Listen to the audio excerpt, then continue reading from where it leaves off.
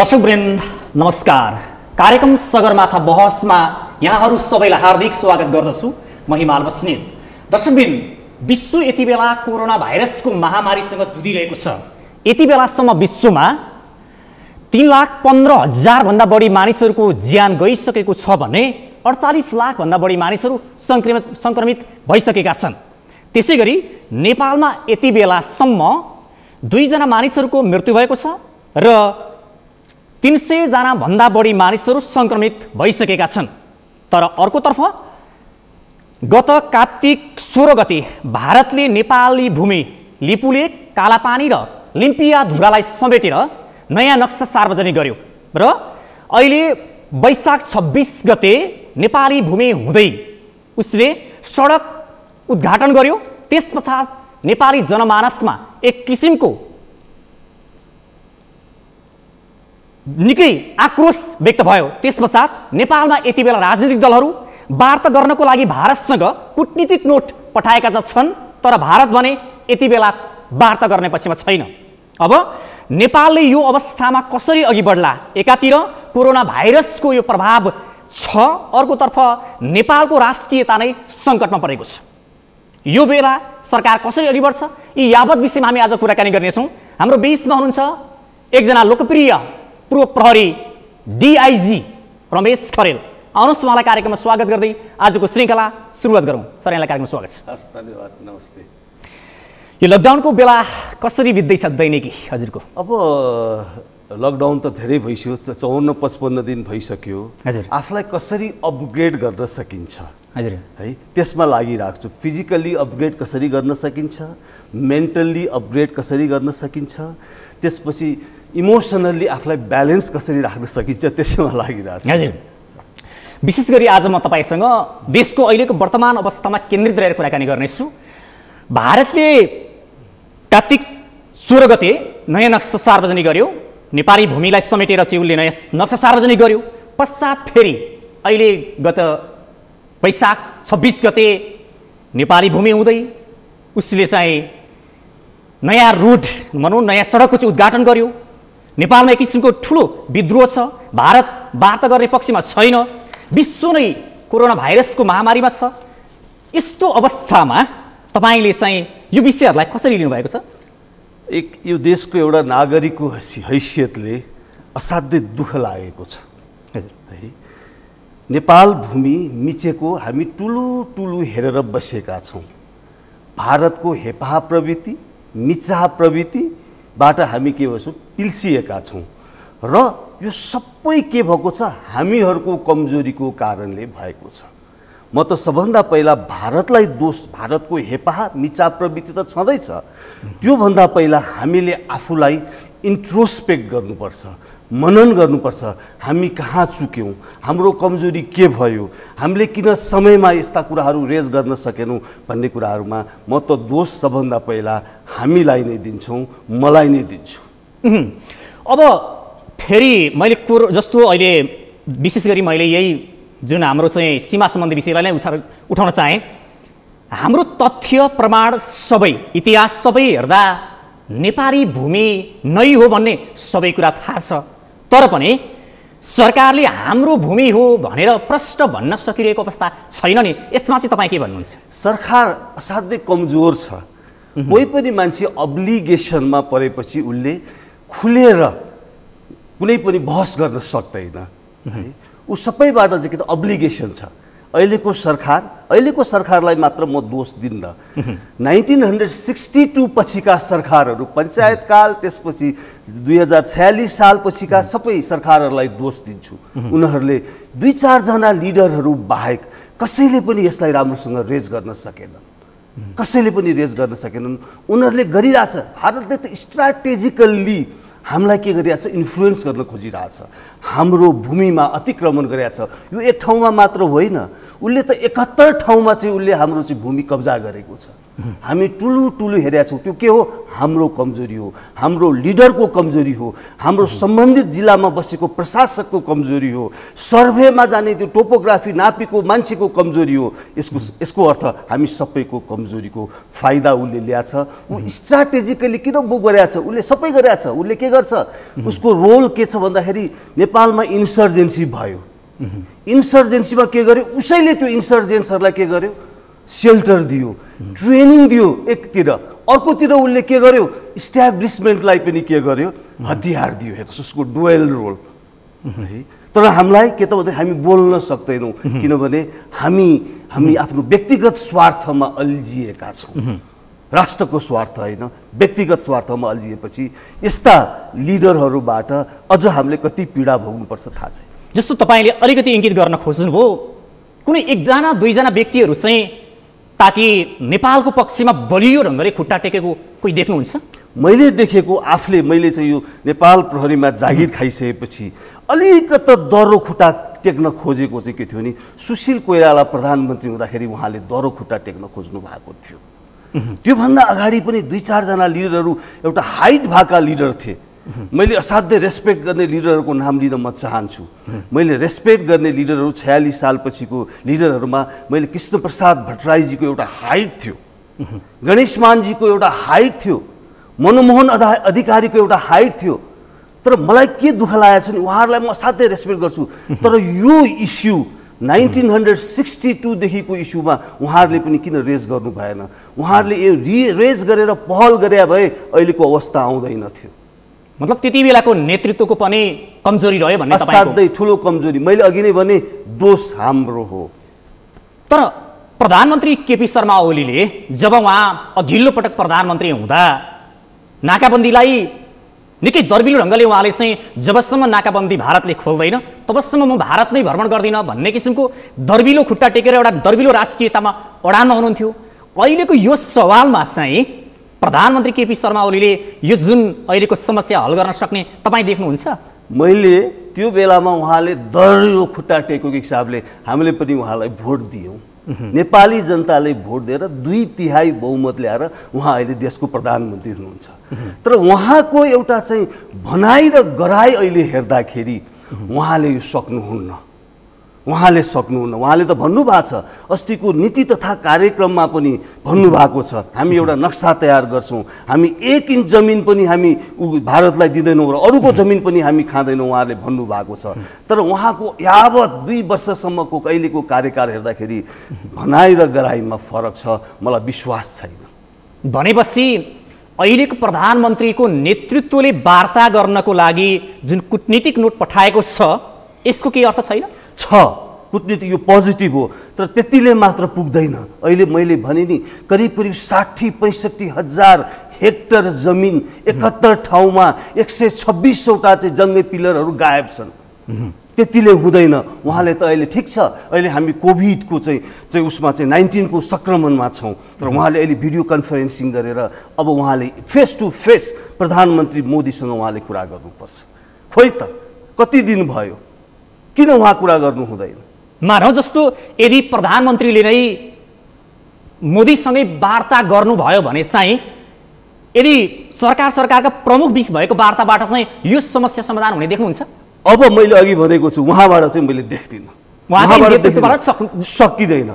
उहाँबाट देखिने भए त लक्षण त त्यो चाहिँ मर्निङ सोज द डे देखिन्थ्यो नि।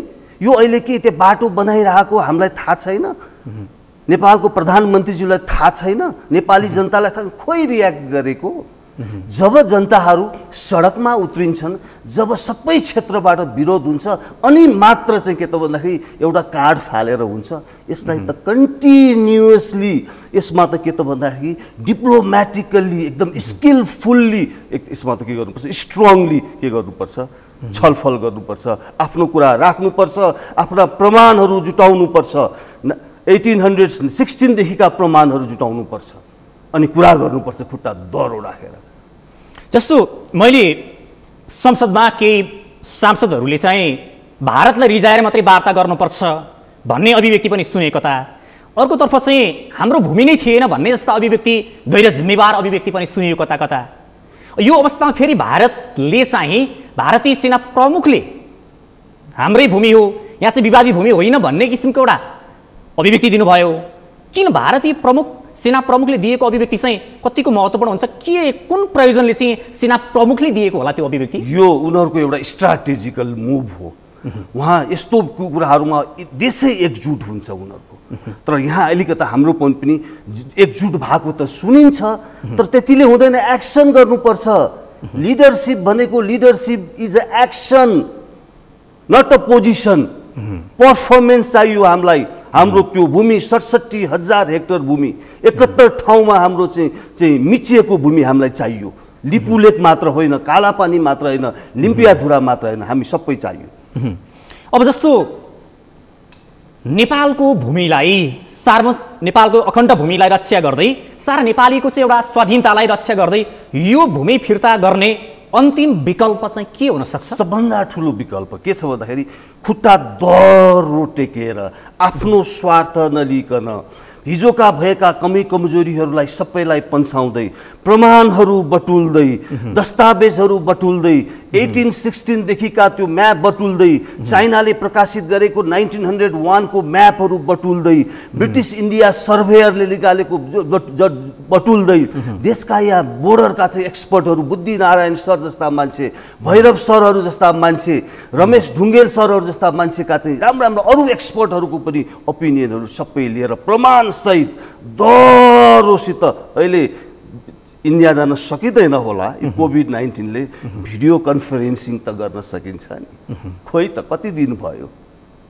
सम्माननीय प्रधानमन्त्रीज्यूलाई देशको एउटा नागरिक हिसाबले तपाईको पछि हामी छौँ, हाम्रो 1 इन्च भूमि पनि कसैले हाम्रो चाहिँ अतिक्रमण गर्न पाइँदैन, हामी कसैको पनि गर्दैनौँ, हामी नेपाली भएर बाँच्न चाहन्छौँ।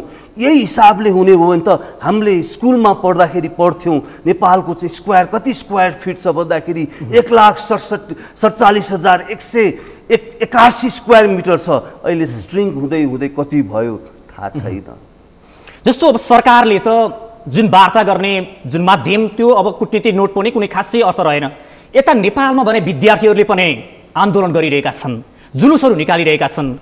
अब लिपुलेकमा गएर चाहिँ झन्डा जुन फहराइरहेका छन्, यसबाट चाहिँ के सन्देश जान सक्छ भारतलाई? भारतलाई यतिले प्रेसरले मात्र पुग्दैन। म त के भन्छु, पिसफुल्ली जाउँ, पिसफुल्ली जानुपर्छ, कन्टिन्युअसली जानुपर्छ। यसमा एकछिन कराउने फेरि ब्रेक हुने होइन। म त उहाँहरूलाई चाहिँ विद्यार्थीहरू सबैलाई के भन्छु, सडकमा उत्रिनु आवश्यक छैन। अहिले कोभिडको महामारीसँग पनि हामीले जुत्नु छ, त्यसबाट त्यसलाई ओभरकम गर्नुपर्छ। हामीले आफ्नो विचार विमर्श अरू पिसफुल्ली अरू उपाय पनि छन्, त्यहाँ गएर समस्या हुँदैन। यहाँ त भन्थे नि त, यहाँ चाहिँ पहिलाका माओवादी चाहिँ इन्सर्जेन्ट्सहरूले त सुरुङ खनेर जानुपर्छ भन्थ्यो। कोही कहाँ गयो त्यो राष्ट्रवाद, कता हरायो? अहिले त उहाँहरू हुनुहुन्छ पावरमा। त्यसरी हुँदैन। पिसफुल्ली डिप्लोमेटिकली विथ प्रुफ सबै लिएर यो फाइलमा लिएर टक्क वार्ता गर्नु। हिजो भारत विरोधी धेरै जस्तो एजेन्डाहरू 60% भारत विरोधी एजेन्डाहरू लिएर माओवादीले चाहिँ जनयुद्ध गर्यो भनिन्छ। आज उहाँहरू नै सत्तामा हुनुहुन्छ, यो अवस्थामा पनि उहाँहरू चुप्प लाएर बस्नु भएको छ भन्ने तपाईँको भनाइ मैले इङ्कित बुझेँ। एउटा के छ भने नेताहरू त उही सेल्टर लिएर बसेका थिए नि त, यथार्थ है। उहाँहरू त अरू चाहिँ अब यहाँ चाहिँ के त भने विद्यार्थीहरूले गरे होला, उहाँले पनि जनताको मन र मस्तिष्क जित्न बोले होला है। त्यो बेकारको हो, त्यो देखाउनु, पर्फर्मेन्स हुनु पर्यो, देखिनु पर्यो, रिजल्ट आउनु पर्यो। अब जस्तो 3टा विकल्प, पहिलो विकल्प वार्ता, भारत र नेपाल बीच वार्ता गरेर समस्याको समाधान गर्ने। दोस्रो, यदि भएन भने अन्तर्राष्ट्रिय अदालतमा जाने, मुद्दा हाल्ने, हाम्रो भूमि ल्याऊ भनेर भन्ने। त्यहाँबाट भएन भने युद्ध गर्ने र युद्धबाट जितेर आफ्नो भूमि फिर्ता लिने। यो 3टा विकल्प छन्। यसमध्ये पहिलो अब भारतसँग युद्ध गरेर हाम्रो भूमि ल्याउने कुरा त त्यो परिकल्पना गर्ने विषय रहेन। अब यदि भारतले वार्ताको माध्यमबाट पनि त्यो हाम्रो भूमि फिर्ता दिएन भने हामी अन्तर्राष्ट्रिय अदालतमा गयौँ भने तपाईँले हेरे अनुसार, तपाईँले बुझे अनुसार, प्रमाण तथ्य अनुसार हाम्रो भूमि फिर्ता आउन सक्ने तथ्यहरू छ। अन्तर्राष्ट्रियमा गयौँ भने बिल्कुल छ, हामीसँग सम्पूर्ण प्रमाण छ। 1816 देखि सुगौली सन्धिदेखिको प्रमाणहरू छ। प्रशस्त छ। तर म त के भन्छु भने यो अन्तर्राष्ट्रिय अदालतमा जानु पनि त्यसबाट पनि कङ्क्रिट रिजल्ट आउँछ जस्तो मलाई लाग्दैन। किनभने मैले हेरेको छु नेपालको पक्षमा उभिँदैन। मैले युनाइटेड नेसन्स हेरेको छु, म 5 वर्ष युनाइटेड नेसन्समा काम गरेको छु।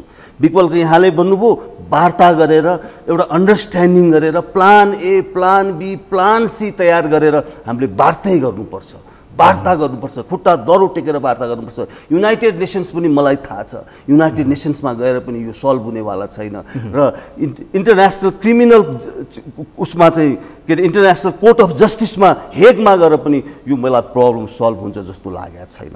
धेरै केसेसहरू छ युनाइटेड नेसन्सको उसमा गएको सल्भ धेरै भएको छैन, कुनै पनि भएको छैन है। तर वार्ता, तर स्ट्रङली वार्ता विथ प्रमाण सहित वार्ता गर्नको लागि सरकारले दर्बिलो खुट्टा टेकेर गर्न सक्ने अवस्था छैन।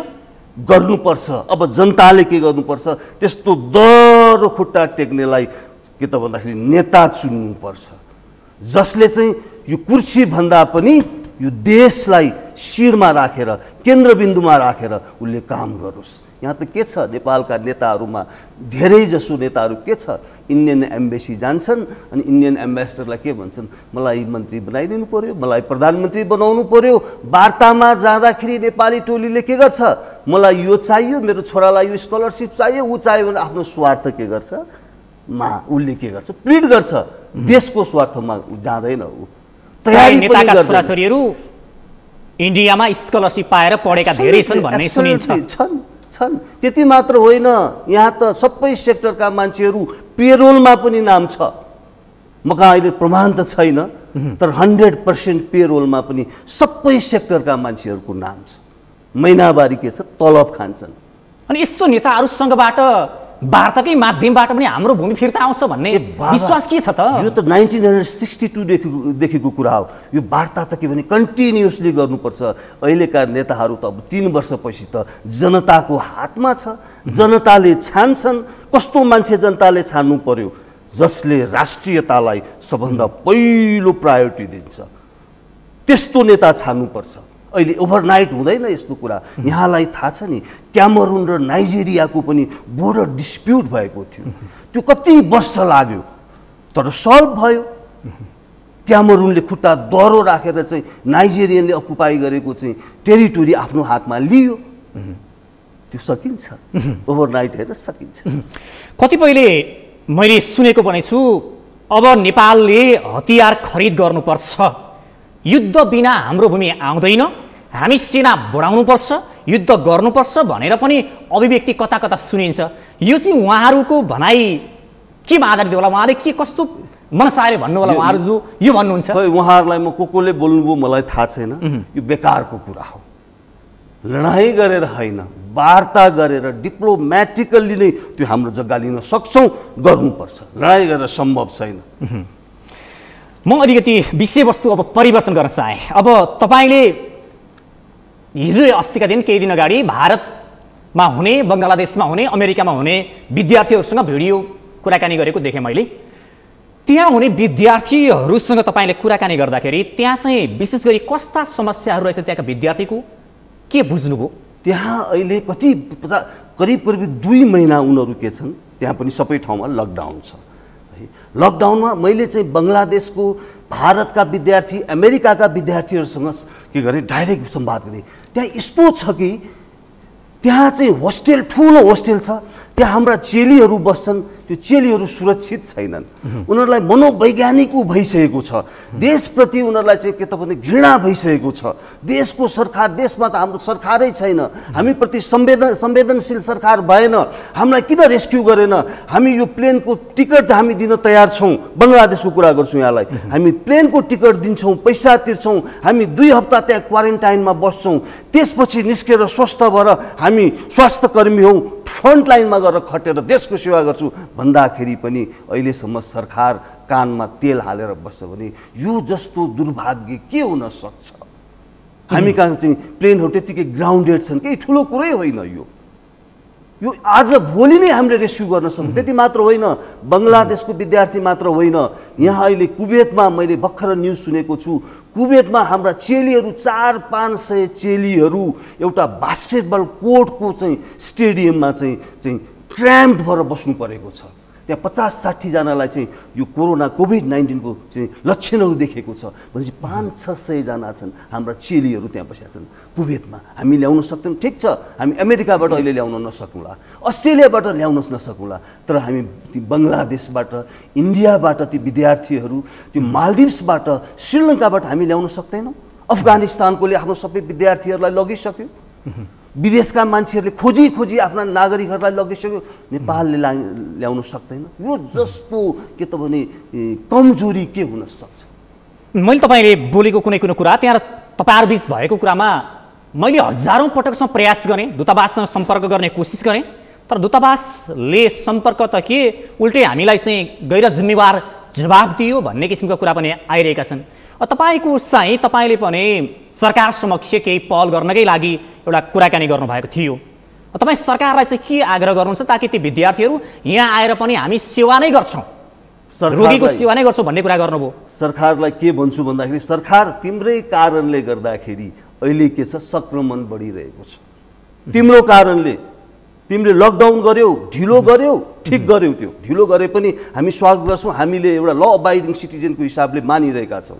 तर तिमीले लकडाउन हुँदाखेरि इन्डियाको बोर्डरसम्म आएका मान्छेहरूलाई टेस्ट नगरिकन के गर्यौ, बाध्य भएर भित्र छिराएनौ। उनीहरू बाध्य भएर विभिन्न चोर बाटोबाट हजारौँ सङ्ख्यामा छिरे। ती छिरिसकेपछि त्यसले गर्यो कम्युनिटीमा सङ्क्रमण बढायो।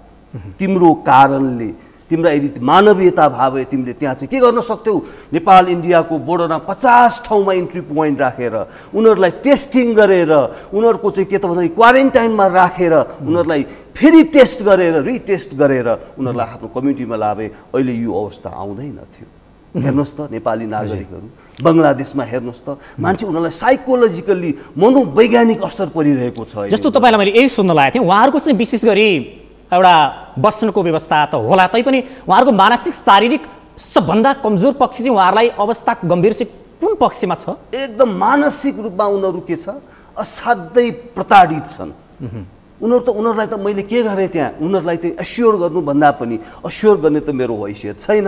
मैले त सरकारलाई भन्ने हो, तपाईँको यो टिभी मार्फत सरकारलाई, सरकार तिमी जिम्मेवारी बन, तिम्रो चाहिँ एउटा दायित्व हो, नैतिक जिम्मेवारी हो, संवैधानिक जिम्मेवारी हो, तिमीले आफ्नो नागरिकलाई ल्याउने भन्ने मात्र हो। तर उहाँहरूलाई मैले के गरेँ, मोटिभेट कसरी गरेँ भने तपाईँ स्ट्रङ हुनुहोस्, तपाईँ आफूलाई चाहिँ अपग्रेड गर्नुहोस्, तपाईँ आफ्नो प्यासन अनुसार कुनै काम गर्नुहोस् भनेर उहाँहरूलाई मैले मोटिभेट गरेर त्यो मानसिक तनावबाट हटाउने प्रयास गरेँ। र तपाईँको थ्रु म फेरि विनम्र अनुरोध सम्माननीय प्रधानमन्त्रीज्यूलाई गर्न चाहन्छु। सम्माननीय प्रधानमन्त्रीज्यू, ती नागरिकहरूमा यदि त्यो नागरिकमा तपाईँको छोरा, तपाईँको बहिनी, तपाईँको चाहिँ छोरी भावे तपाईँले के गर्नुहुन्थ्यो?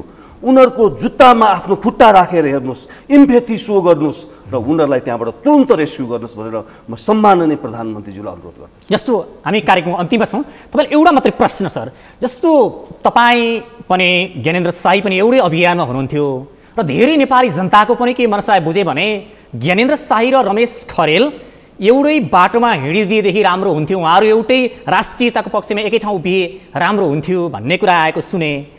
तपाईँहरू बिच चाहिँ के वैचारिक अलिकति नमिलेको हो त्यो एउटा चाहिँ? होइन, के छ भन्दाखेरि म उहाँहरूलाई चाहिँ उहाँहरूको राम्रो होस्, भलो होस्, उन्नति होस्, उहाँहरूलाई शुभकामना दिन चाहन्छु। उहाँहरूको नेगेटिभ पक्षमा म कुनै विवाद गर्न चाहन्न अथवा पोजिटिभ पक्ष पनि म केही भन्न चाहन्न है। तर हामीलाई के लाग्यो भने यो कता कता मैले अहिले बारम्बार भनेको छु, एउटा सिपाहीको हिसाबले म काने खुसी जान्दिनँ, म 4-5 जना ग्रुप भएर चाहिँ खुसु खुसु गरेको म जान्दिनँ, म त्यो बुझ्दिनँ। म विश्वास गर्छु पारदर्शिता, ट्रान्सपरेन्ट हुनुपर्छ, जे छ फेस टु फेस कुरा गर्नुपर्छ, काने खुसी गरेर हुँदैन है। त्यस कारणले उहाँहरूलाई शुभकामना छ, उहाँहरू धेरै राम्रो मान्छेहरू हुनुहुन्छ है, उहाँहरू अगाडि बढ्नुहोस्। हामी आफ्नो सानोतिनो कन्ट्रिब्युसन नेसनको लागि हामी आफ्नो हिसाबले गर्छौँ। हस्, कार्यक्रममा आइदिनु भयो, महत्त्वपूर्ण विचार, अमूल्य समयको लागि यहाँलाई म विशेष धन्यवाद दिन चाहन्छु। हस्, थ्याङ्क यू सो मच। दर्शकबिन, आज हाम्रो कार्यक्रम हुनुहुन्थ्यो पूर्व डिआइजी रमेश खरेल। उहाँसँग विशेष गरी आज हामीले नेपालमा देखिएको जुन परिस्थिति छ र भारतले नेपाली भूमि मिस्यो र जुन भारत सरकारले हाम्रो नेपाल देशलाई जस्तो व्यवहार गर्छ यसप्रति उहाँले आफ्ना विचार राख्नुभयो र यो सँगै आजको हाम्रो कार्यक्रमको निर्धारित समय सकिएको छ। हामीहरू सबैलाई बिदा दिनुहोस्। नमस्ते, धन्यवाद।